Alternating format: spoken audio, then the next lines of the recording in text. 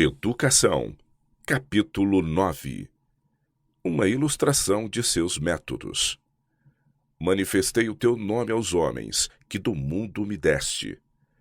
A ilustração mais completa dos métodos de Cristo como ensinador encontra-se no seu preparo dos 12 primeiros discípulos.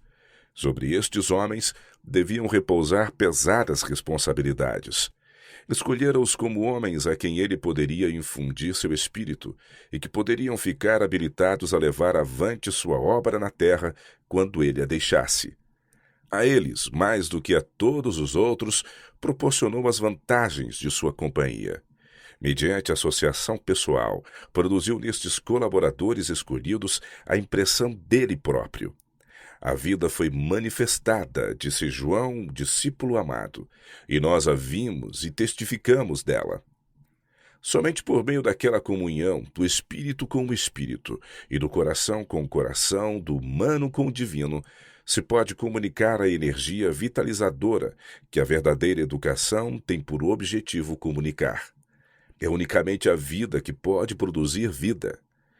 No ensino de seus discípulos, o Salvador seguiu o sistema de educação estabelecida ao princípio. Os primeiros 12 escolhidos, juntamente com alguns poucos outros que, mediante o auxílio às suas necessidades, tinham de quando em quando ligação com eles, formavam a família de Jesus. Achavam-se com ele em casa, à mesa, em particular, no campo. Acompanhavam-no em suas viagens, participavam de suas provações e agruras, e tanto quanto lhes era possível, participavam de seu trabalho.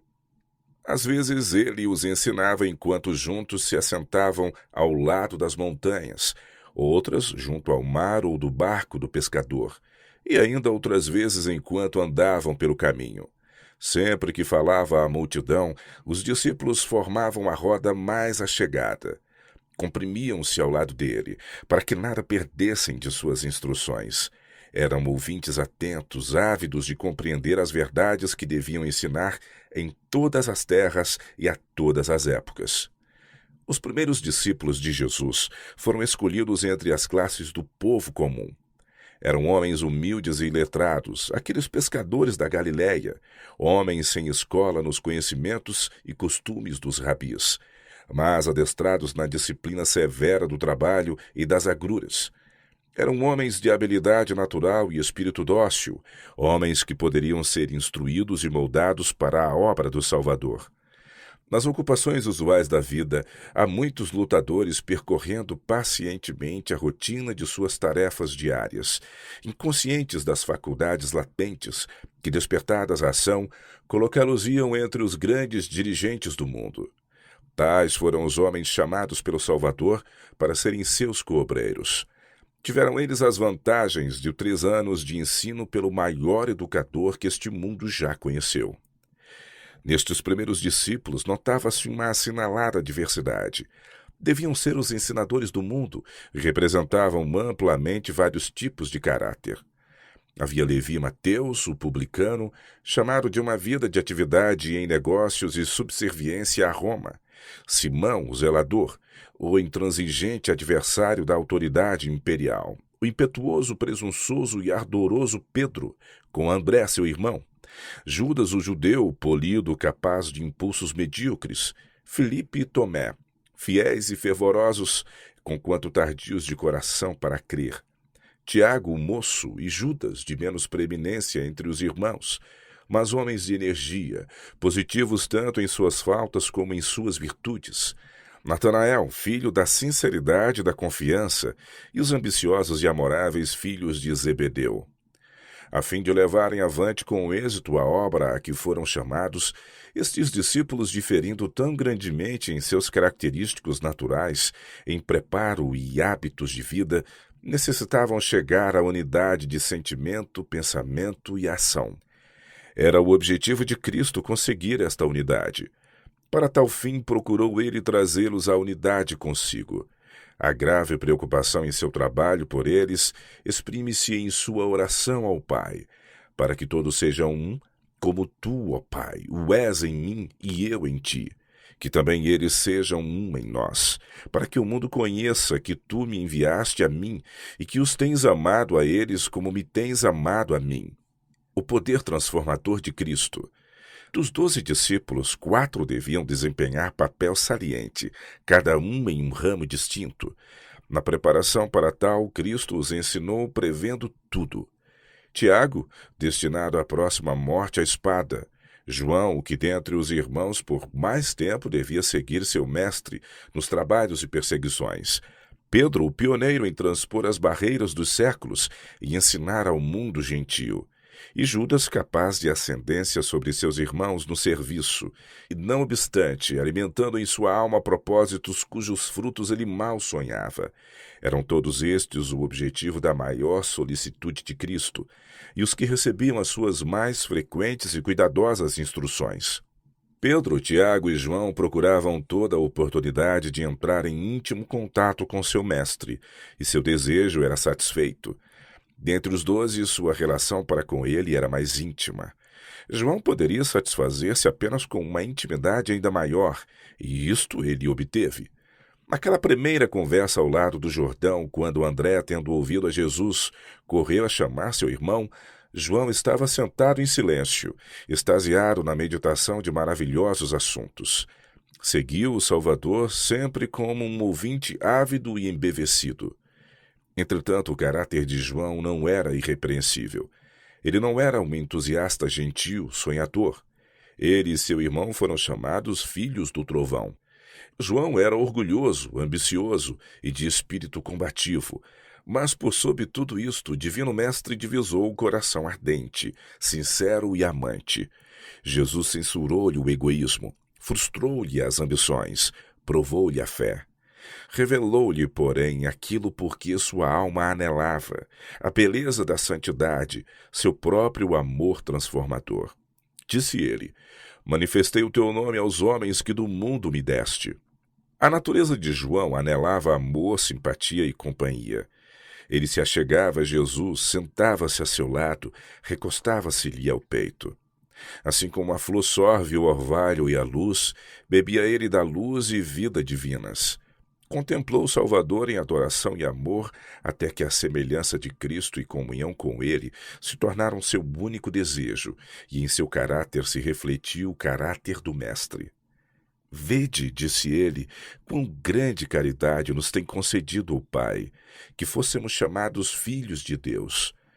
Por isso o mundo não nos conhece, porque o não conhece a ele.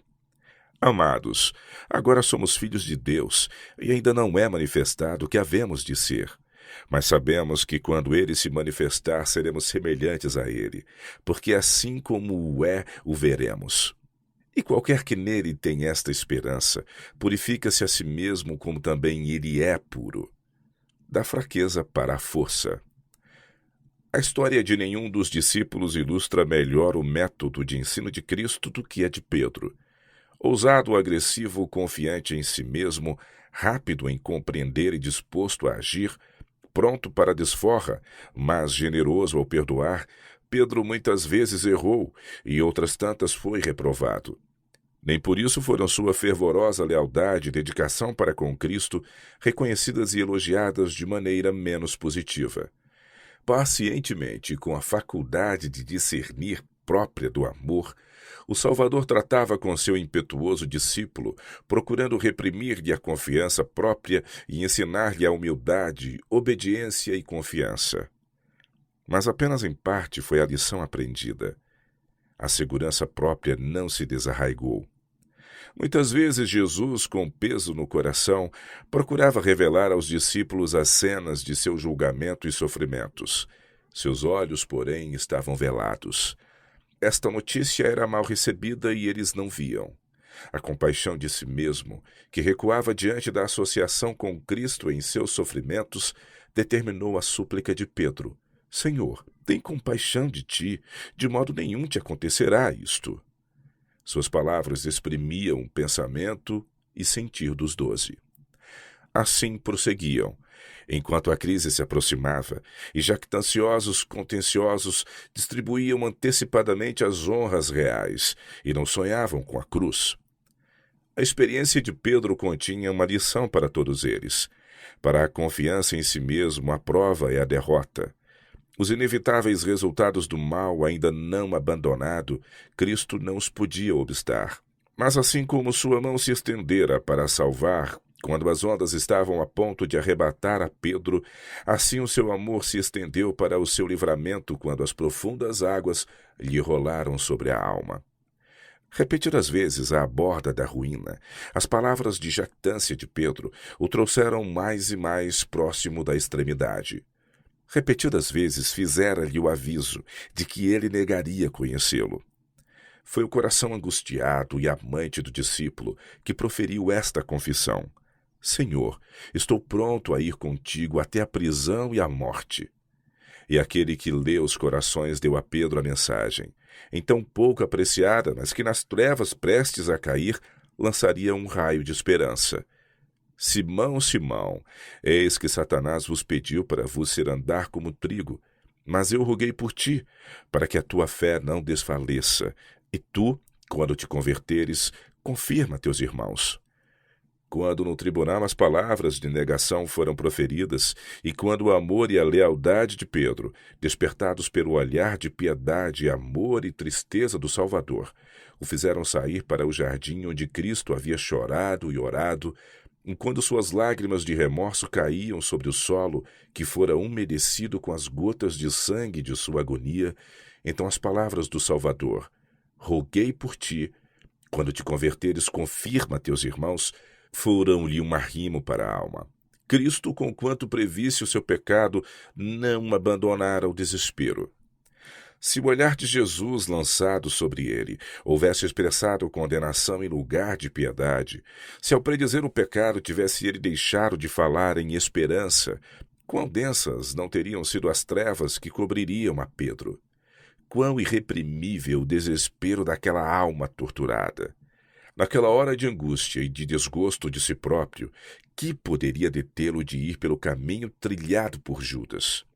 Aquele que não poderia poupar a seu discípulo a angústia, não o deixou só em amargura. Seu amor não falha nem abandona. Os seres humanos, naturalmente propensos ao mal, inclinam-se a tratar severamente com os que são tentados e erram. Não podem ler o coração, não conhecem suas lutas e dores.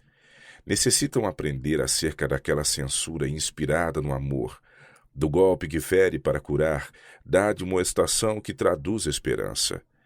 Não foi João, aquele que com ele vigiou no tribunal, que esteve ao lado de sua cruz e que dentre os 12 foi o primeiro a chegar ao túmulo. Não foi João, mas Pedro, o que pessoalmente foi mencionado na primeira mensagem enviada por Cristo aos discípulos depois de sua ressurreição. Dizei a seus discípulos e a Pedro, disse o anjo, que ele vai adiante de vós para a Galiléia, ali o vereis. Na última reunião de Cristo com os discípulos, junto ao mar, Pedro, provado pela pergunta feita 3 vezes, amas-me, foi restabelecido em seu lugar entre os 12. Foi-lhe indicado o seu trabalho, ele devia alimentar o rebanho do Senhor. Então, como sua última instrução pessoal, Jesus ordenou-lhe: segue-me tu. Agora ele podia apreciar essas palavras. A lição que Cristo dera quando pôs uma criancinha no meio dos discípulos e lhes ordenou que se tornassem semelhantes a ela, Pedro podia compreender melhor. Conhecendo mais completamente não só a sua própria fraqueza, como o poder de Cristo, estava pronto para confiar e obedecer. Em sua força poderia seguir o Mestre.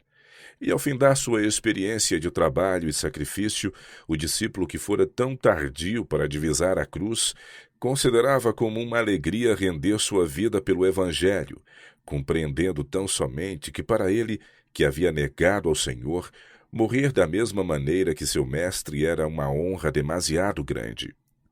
A transformação de Pedro foi um milagre da ternura divina. É uma lição para a vida toda àqueles que procuram seguir as pegadas do Mestre dos Mestres. Uma lição de amor. Jesus reprovava seus discípulos, admoestava-os e avisava-os, mas João e Pedro e seus irmãos não o deixaram. Apesar das exprobrações, preferiram estar com Jesus. E o Salvador, nem por causa de seus erros, se afastou deles. Ele recebe os homens tais como são, com todas as suas faltas e fraquezas, e prepara-os para o seu serviço, se desejarem ser discípulos e ensinados por ele. Havia, porém, um dentre os 12 a quem Cristo não dirigiu palavra alguma de reprovação direta, até muito próximo do final de sua obra. Com Judas, um elemento de antagonismo se introduzira entre os discípulos. Ligando-se a Jesus, havia ele atendido à atração de seu caráter e vida. Havia sinceramente desejado uma mudança em si, e contara experimentar esta perfeita união com Cristo. Mas este desejo não se tornou predominante. Aquilo que o dirigia era a esperança de benefício próprio no reino mundano que esperava Cristo estabelecesse. Posto que reconhecesse o poder do amor divino de Cristo, Judas não se rendeu à sua supremacia. Continuou a alimentar seus próprios juízos e opiniões, sua disposição para criticar e condenar. Os motivos e ações de Cristo, muitas vezes estão acima de seu entendimento, excitavam dúvida e desaprovação. E suas próprias contestações e cobiça insinuavam-se nos discípulos. Muitas de suas contendas pela supremacia e muito de seu descontentamento pelos métodos de Cristo originavam-se com Judas. Jesus, vendo que mostrar-se antagônico dava como resultado endurecer-se o coração, abstinha-se de conflito direto. A estreiteza egoísta da vida de Judas, Cristo procurou curar pelo contato com seu próprio amor abnegado. Em seus ensinos desdobrava princípios que feriam pela raiz as ambições egoístas do discípulo. Dava assim lições após lições, e muitas vezes Judas compreendeu que seu caráter fora retratado e indicado seu pecado, mas não quis ceder. Resistindo aos esforços da misericórdia, o impulso do mal adquiriu finalmente o domínio.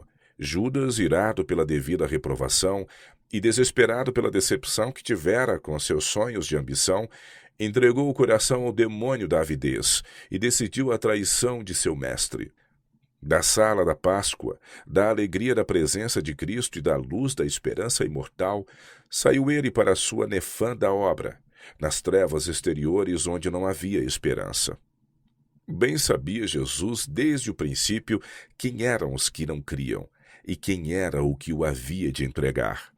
Contudo, sabendo todas estas coisas, não retivera seus esforços misericordiosos ou ações de amor. Vendo o perigo de Judas, trouxera-o para junto de si naquele grupo mais íntimo de seus discípulos escolhidos e em quem confiava. Dia após dia, quando o fardo jazia pesadamente sobre seu coração, suportara a dor do contínuo contato com aquele espírito obstinado, desconfiado e entregue a maus pensamentos. Ele havia testemunhado esse espírito e trabalhara para combater entre seus discípulos aquele antagonismo contínuo, secreto e sutil.